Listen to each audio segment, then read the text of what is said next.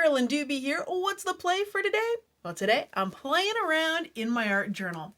As I was making this spread, I used one of my very fancy techniques called I closed the page.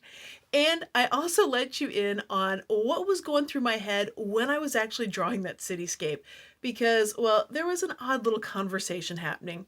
And that had a role in what I chose for the title of this page. So check it all out here in today's video. This background was calling me today, and when I got a package with some bubble wrap, I just knew I had to play around a little bit. I'm putting gesso there on the bubble wrap. You can see I brushed it on oh so delicately, and I'm just using that to get some pattern here onto the page. Now, because this is gesso, and it is wet, and I want to put more layers on it, I'm going to give this some time to dry, and then I'm going to come back. I want to do some stenciling for the next layer, so I'm going to get my stencil loaded up with color here on a random page. Got it nice and juicy with that black ink, and then I'm going to transfer the pattern over. Now you might be wondering, wait, did she just close those pages with wet ink in them? And the answer is, yep, that's exactly what I did. I wasn't waiting for that stuff to dry. And I'll show you what it looks like when you do that. Because when you do that, it transfers over to the other side, and you have magically matching pages now. The stencil that I used to do this, it's called Linked, and it's one of the ones I created for over at StencilGirl Products. And you'll see how the I closed the page technique gets a little bit of that pattern over on the other side of the pages we're working on too. Now, if you don't want to wait for something to dry, you can simply roll a paper towel over it or pull out something like a heat gun and dry it that way, or you can let it air dry. It's not like there are any big rules we have to follow with this, right? So I'm going to put a little more pattern on here, this time using my Rembrandt's Word stencil, also from over at StencilGirl. And for those of you that ask me about art spray, if whether or not it'll bleed once it's dry, the answer is nope, it's good to go. Once that art spray is completely dry, it's not going to move around when you add more layers on top of it. And I'm pushing down with that paper towel just so I get great contact and get that spray ink cleaned off that stencil and get all that ink transferred over onto a future page. Every idea that I have when I'm playing is not always one that I'm in love with or a quote good idea. So I'm taking the art spray here and I'm spraying it around, but it's really not doing a whole lot for me with the page. And since the art spray is pretty wet, it's going to take a while to dry and I don't feel like waiting. So what am I going to do? Just going to take that paper towel and roll it across it, and that's going to pull off most of that spray ink. So I can go on and add something else on this. Maybe my next idea will be better. Or maybe not. So I've grabbed some acrylic paint here and I'm just going to brush it on. I'm thinking this will be great, a pop of yellow. And I got to tell you, the second that stuff hit the page, I thought, oh. But of course, I kept adding some more because, maybe that was the issue. Nope, not it. Really don't like that yellow on there. So in comes the baby wipe. I am just going to pull that stuff off. If I really don't like how something looks, I don't have to keep it. I call things like this an oops, an outstanding opportunity presenting suddenly. Because I didn't like that yellow, I brought in the baby wipe, and that's where the opportunity was. Because I really liked that little bit of yellow where it was wiped off. So that's what I decided to do on other parts of the page. And that only happened simply because I made that mistake or that layer with that bright yellow paint in the middle. For the next layer, I'm going to do some writing with paint on top of this. And what I'm using is a fine line applicator. Basically, it's an empty container that you get and you can fill with whatever you like. And if it can squirt out the tip, you can stick it in here. In this case, I've got a really runny pink paint that I've got in here. So this becomes like a fine tipped paint pen that I can use to write on top of anything and not worry about ruining my pen. And over the years, I've ruined a lot of pens writing on top of mixed media pages. Now this supply and everything else that I'm using here in the video, you can find the full supply list over on my website at acolorfuljourney.com. And yep, there's a link down below for you too. One of the things I get asked a lot is, how do you know when to stop adding layers? Well, sometimes I don't. I add and add and add to a page, not because it's some wise artistic decision, but more because I'm just having so much fun adding the layers that I want to keep going. So if I ever wonder, should I stop or should I add more? If I'm having fun with it, I simply add some more onto it and see what happens. Now, I'm loving how this page looks, but I'm also having a lot of fun, so I'm just going to add more to it. I've got a bottle of fluid paint here and I am just sprinkling it right on there, willy-nilly, random. and I'm gonna spread it all around using a brayer. Now this is starting to look really good to me, and I could stop, but splattering paint felt like a lot of fun, so when in doubt, if I'm having fun, I want to do more of it.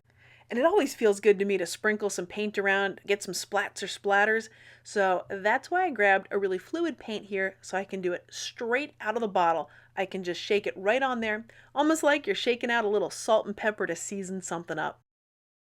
That yellow paint that I had out from earlier, it's going to dry out pretty soon, so I'm going to make sure that I get it used up while I still can.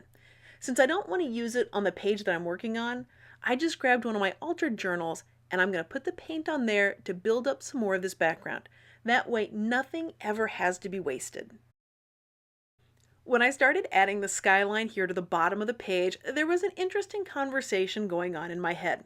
You see, there was this voice in my head that was mildly freaking out because I did not draw this out ahead of time, and I was using black paint here, which meant that if it didn't go right, if it wasn't the way it should be, there was kind of no going back, because with this black paint, it's not really easy to remove that stuff from a colorful background and not have it show. Now, I could have been compassionate towards this voice, but instead I was feeling a little ornery. I mean, I could have sketched this out ahead of time just to sort of quiet that voice down, but I didn't. And the more noise that voice made, the ornerier I sort of got with it. And I got really ornery on this building. I put a giant elevator shaft and a penthouse apartment just teetering on the top of it. For whatever reason, that perfectionistic voice in my head wanted me to be architecturally accurate as I'm doing the skyline. But here's the thing. I don't remember signing a contract saying I would be architecturally accurate. And I also don't remember ever going to school for it or ever even pretending to be an architect. I don't know exactly where this came from, but it sure is here in my head right now, and I am in no way going to agree to be architecturally accurate here. I just want to play and have fun in my journal. Once the paint was dry, I brought in a white pen to start adding some details and doing some scribble journaling. Well, and I should sort of say that this wasn't completely dry. It was mostly dry, but I have a hard time waiting completely for everything to dry. So there were some areas where the pen struggled a little bit more, and that's no fault of the pen. It's just writing over wet paint that can be kind of tough for it. Now an oops is about to happen. Not because of the wet paint, but because of the white pen. As I put some scribble journaling here inside that building, I didn't really like it right after I did it. And as I put a little bit more on there here and there, I didn't like it in some of the places. Now in some of them I loved it, and in other places I didn't. So what can I do? Well, that's where black paint is rather handy. The parts where I didn't like it, I just simply painted over them. Now I had lots more that I wanted to journal onto this page, but I had to wait for that black paint to dry. So I decided to move to another part of the page. I'm using a fountain pen here, and I'm just getting my thoughts down. People often ask me when I'm scribble journaling, am I writing real words? The answer is yes. But if you can't read what they are, never fear, because we're in the same boat. I can't read what I write either. The gist of what I'm journaling about on this page has to do with my impatience. And the part of me that wishes I was really impatient, and the part of me that has a lot of fun being impatient. And those two sides of me, well, they sometimes are in conflict, and that's what I was journaling about here. That journaling sparked an idea for the title for this page. Now usually I do big titles on a page, but I decided to go with a little one right down here in the city. I'm going to stencil just 3 little words down there. You are here. Now keep in mind, part of what led me to choose these words was the part of me that's impatient battling the part of me that wants to be more patient. Okay, so just keep that in mind. Because after I stencil these words in white with this bright white paint, when I lift it up, it's, well, very stark. It's very white paint against black. And I didn't really want that look. But I knew if I just gave it some time to let it dry, I could add some color to it. But I didn't really want to wait that long, and it felt, well, dry enough. So I started putting some art crayon on top of it. And as I put the color on and smeared it around a little bit with my fingers, yeah, it's pretty clear that the white paint wasn't fully 100% dry. But rather than say wait patiently for it to dry, I just went right on ahead adding more colors to it. Well, this page is almost finished, And I gotta say, thank you for hanging out here with me. Thank you for joining me for today's play. Now, if you want more fun, if you don't want it to end here, check out everything over on my website at acolorfuljourney.com. Over there, I've got a free workshop for you called Permission to Play, and I'll bet you can guess what that's all about. And if you'd like to see more of my videos, make sure you hit that subscribe button. That way you'll know as soon as I've got a new one out. Well, thanks so much for joining me today and letting me be a part of your colorful journey.